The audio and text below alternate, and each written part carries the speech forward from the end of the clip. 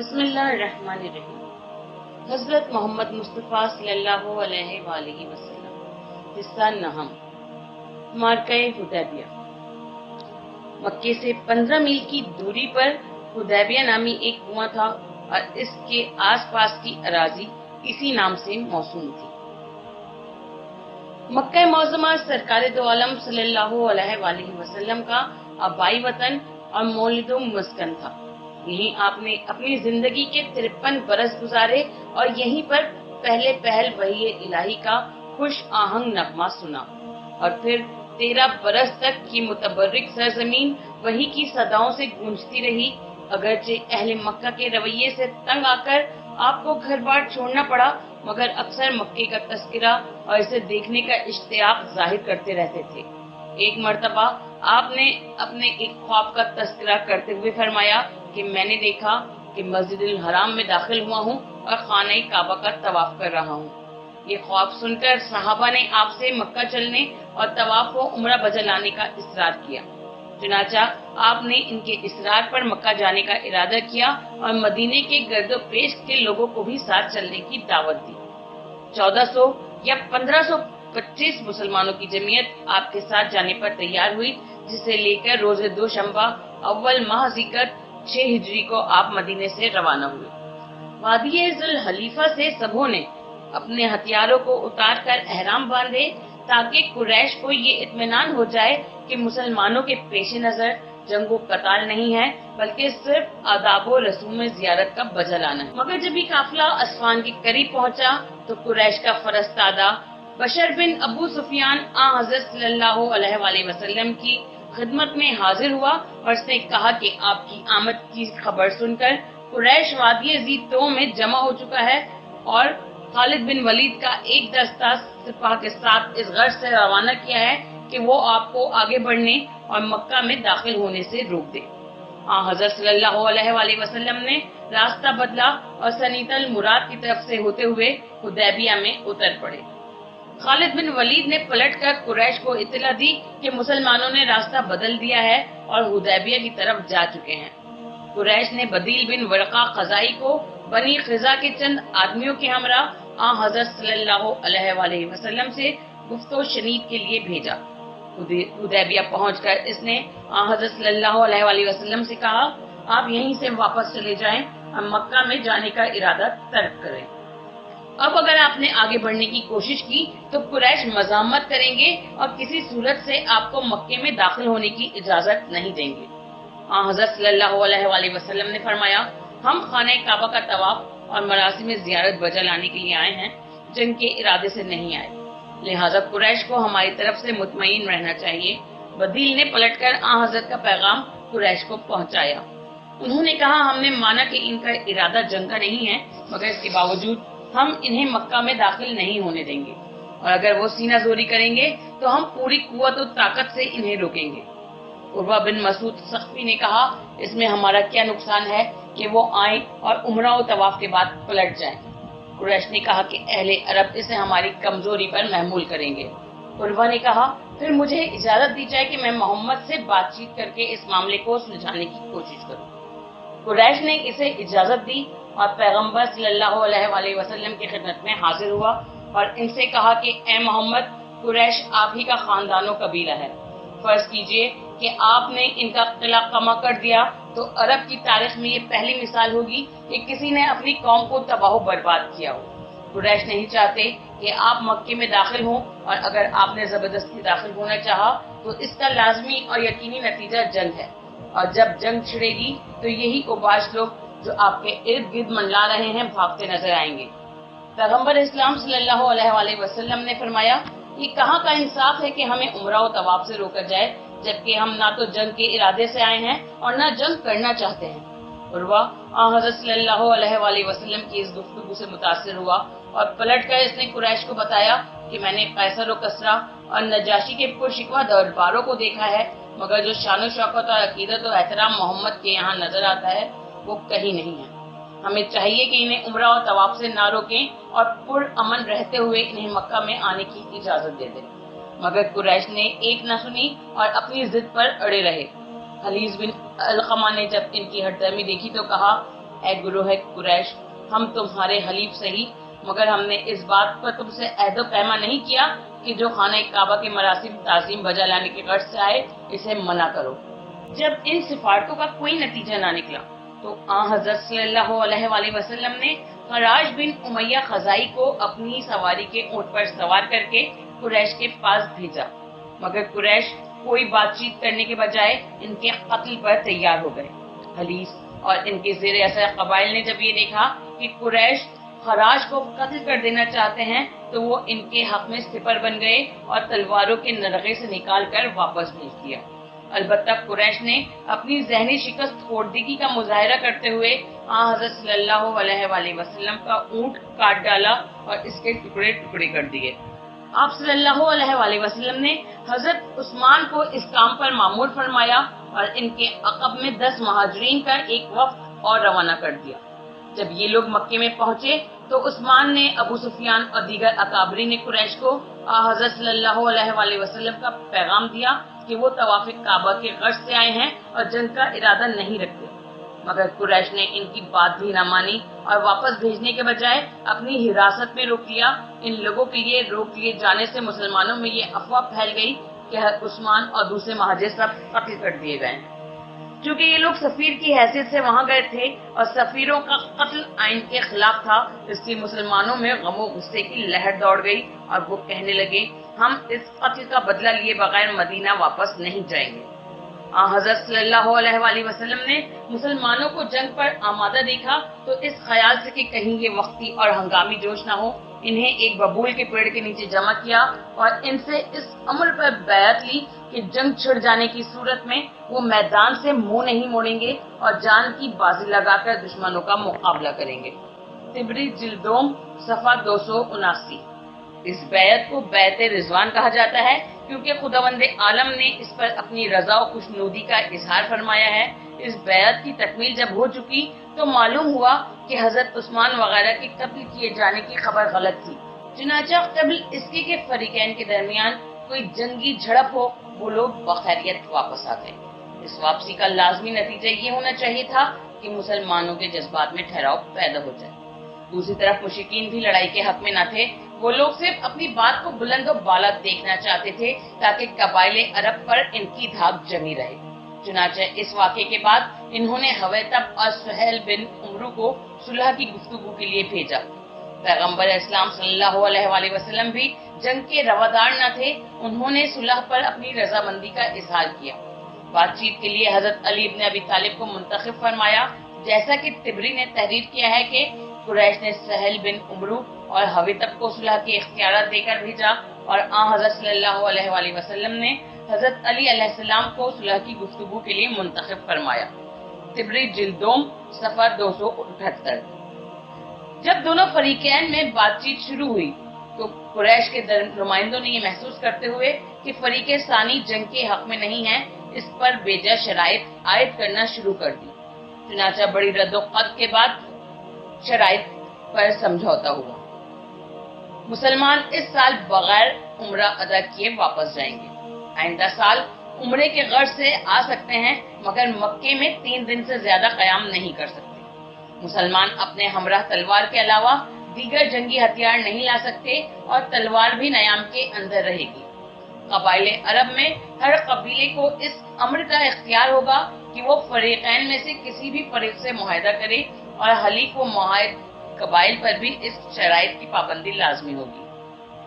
مکے والوں میں سے اگر کوئی شخص مسلمانوں کے یہاں چلا جائے تو مسلمان اس بات کے پابند ہوں گے کہ وہ اسے واپس کر دیں، اور اگر مسلمانوں کا کوئی آدمی قریش کے یہاں آ جائے گا تو اسے واپس نہیں کیا جائے گا۔ اس معاہدے کی مدت میعاد 10 برس کی ہوگی۔ اس عرصے میں نہ کسی آنے جانے والے کو روکا جائے گا اور نہ کوئی لڑائی جھگڑا ہوگا۔ یہ تمام شرطیں قریب قریب قریشی کے حق میں تھیں اور وہ ان شرائط کو منوائے بغیر کسی طرح صلح پر آمادہ نہ تھے۔ ان حالات میں صلح سے عہدے برا ہونا کوئی آسان کام نہ تھا، جبکہ قریش کا بھی ایک طبقہ صلح کے حق میں نہ تھا اور مسلمانوں کی اکثریت بھی ان شرائط صلح پر مطمئن نہ تھی۔ اب 2 ہی صورتیں تھیں، یا تو ان کے مطالبات کو تسلیم کیا جائے یا ان سے جنگ چھیڑ دی جائے۔ पैगंबर इस्लाम की नजरें जंग के नताइज पर भी थीं और सुलह के फवाइद और मसाले पर भी। अगर पैगंबर इन शराइत के मुकाबले में जो बज़ाहिर मुसलमानों की कमजोरी और बेबसी का आईनेदार थी, जंग करते और बिलफर्ज फाते भी हो जाते, तो इसका नतीजा ये होता कि कुरैश और मुसलमानों के दरमियान इतनी मुनाफरत बढ़ जाती कि वो कभी इस्लाम के करीब भी न फटकते। और अल्लाह भी यही चाहता था, क्योंकि रसूल अकरम सल्लल्लाहु अलैहि वसल्लम कुछ करते ही न थे जब तक उन पर वही न हो। इसलिए आपने जंग पर सुलह को तरजीह दी और अमन पसंदी का सबूत मुहैया किया। अब मुआहदे की तहरीर का मामला दरपेश हुआ। सहल ने इसमें भी कदम कदम पर उलझने पैदा की। चुनाचा जब हजरत अली दस्तावेज तहरीर करने लगे तो हजरत सल्लल्लाहु अलैहि वसल्लम ने फरमाया कि पहले बिस्मिल्लाह रहमान रहीम लिखो। सहल ने कहा, हम नहीं जानते कि अर्रहमान क्या होता है, इसके बजाय बिस्मिल्लाह का अल्लाहुम्मा लिखिए जो हमारे यहाँ का दस्तूर है। ये जुमला सबसे पहले उमैया बिन अबी सलत सख्फी ने तहरीर किया और क़ब्ल इस्लाम यही जुमला खुतूत दस्तावेज में सदर उन्वान लिखा जाता था। हजरत ने उलझना मुनासिब न समझा। इसके बाद हजरत अली ने ये फिक्रा लिखा, ये वो मुआहदा है जो अल्लाह के रसूल मोहम्मद ने सुहेल बिन उमरू से किया है। सहल ने फिर एतराज किया और कहा, हम इन्हें अल्लाह का रसूल कब समझते हैं? अगर रसूल ही समझते होते तो मक्का में दाखिले से मना न होते, लिहाजा इसके बजाय सिर्फ मोहम्मद बिन अब्दुल्ला लिखा जाए।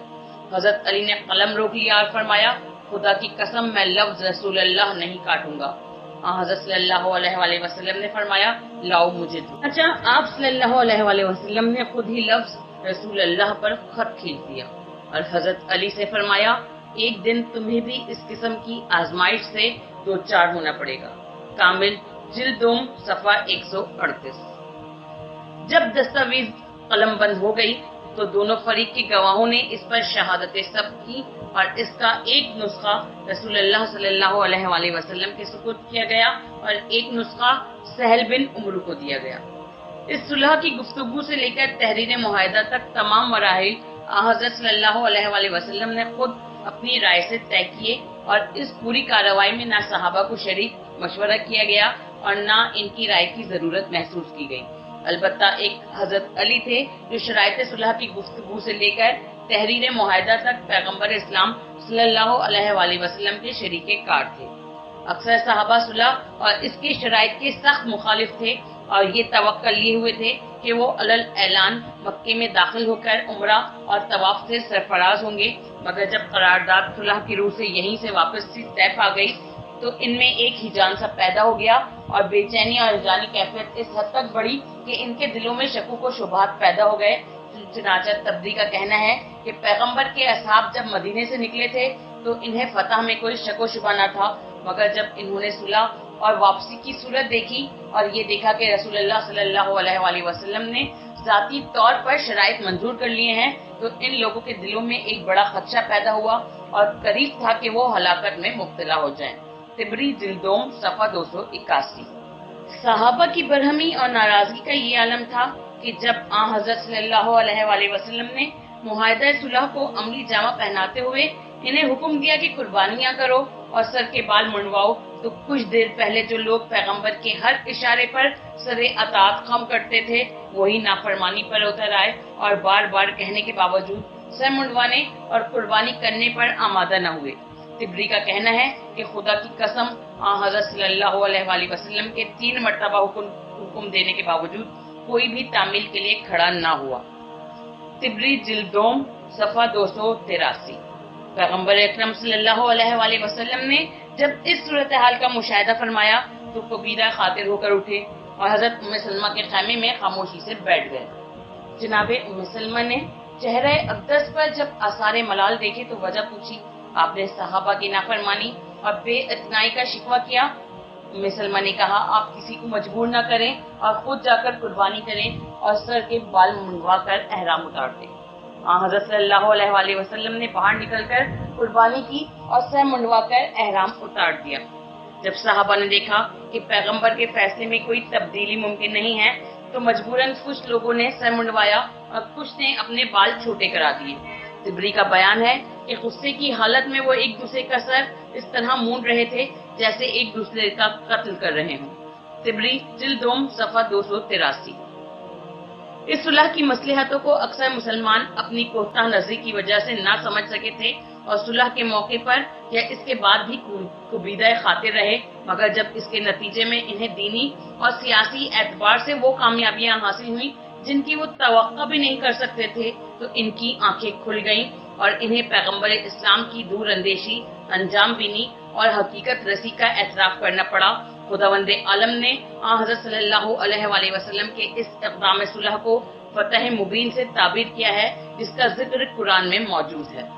मुआहदे की शर्तें अभी ज़ाब्ता तहरीर में ना आई थी कि सुहैल बिन उमरू का बेटा अबू जंदल, जो इस्लाम लाने के जुर्म में कुरैश के हाथों कैदोबंद की सूबतें झेल रहा था, उनके बहनों की नजर बचाकर भाग निकला और पाबा जंजीर पैगंबर की खिदमत में हाजिर हो गया और कहा, या रसूलल्लाह सल्लल्लाहु अलैहि वसल्लम, मुझे अपने हम रकाब रहने की इजाजत दीजिए। जब सुहेल ने अपने बेटे को देखा तो हज़रत सल्लल्लाहु अलैहि वसल्लम से इसने कहा, हमारे दरमियान मुआहदा हो चुका है, हमारा जो आदमी भाग कर आएगा इसे वापस किया जाएगा, लिहाजा अबू जंदल को वापस कीजिए। हज़रत सल्लल्लाहु अलैहि वसल्लम ने फरमाया, अभी मुआहदा लिखा भी नहीं गया और तुमने इसकी पाबंदी का मुतालबा शुरू कर दिया। सुहेल ने कहा, आपने मेरे बेटे को मेरे हवाले न किया तो हम मुआहदा खत्म कर देंगे।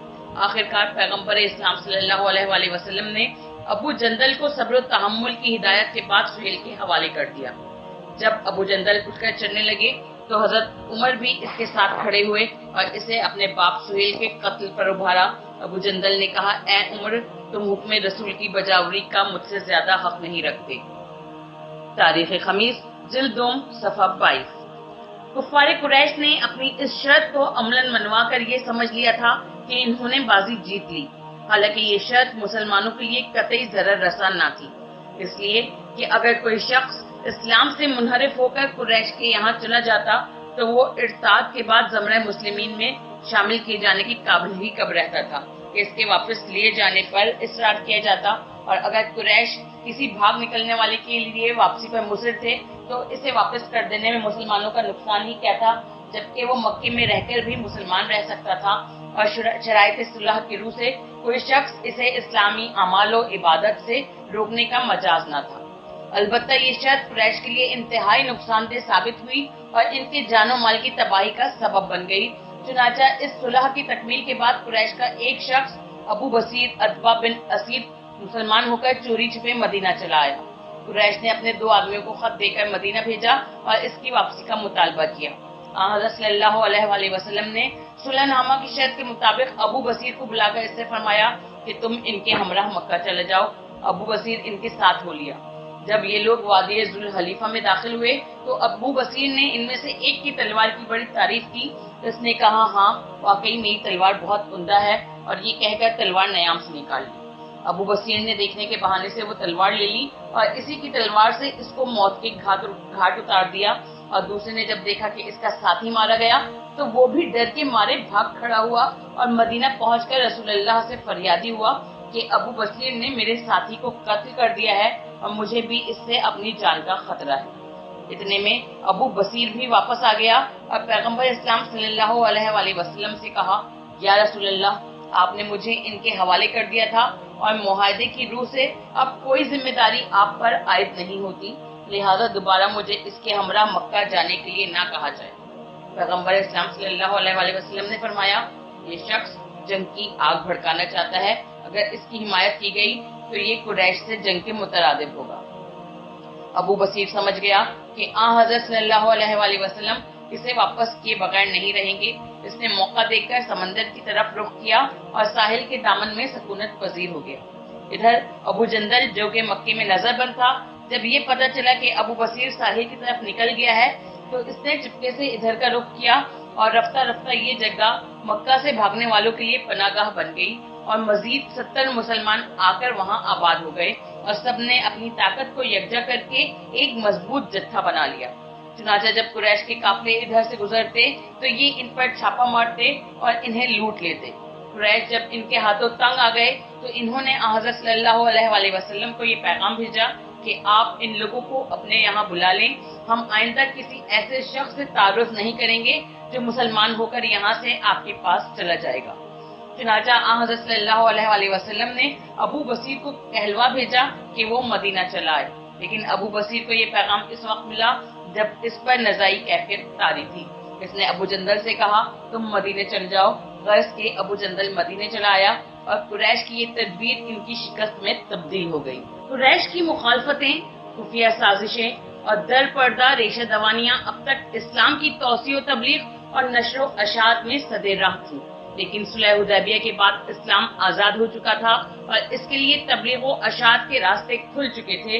इसलिए वहां से वापसी पर सरकार दो आलम सल्लल्लाहु अलैहि वसल्लम ने दीगर ममालिक के ताजदारों और बादशाहों को मकतूबात के जरिए इस्लाम की दावत देने का फैसला किया। चुनाचा सन 7 हिजरी के अवाइल में आपने अपने नाम की एक मोहर बनवाई जिस पर मोहम्मद रसूलुल्लाह कुंदा कराया। इसके बाद आपने शहाने आलम को खतूत लिखे। इन दिनों अरब के गिर्द 4 बड़ी हुकूमतें कायम थीं।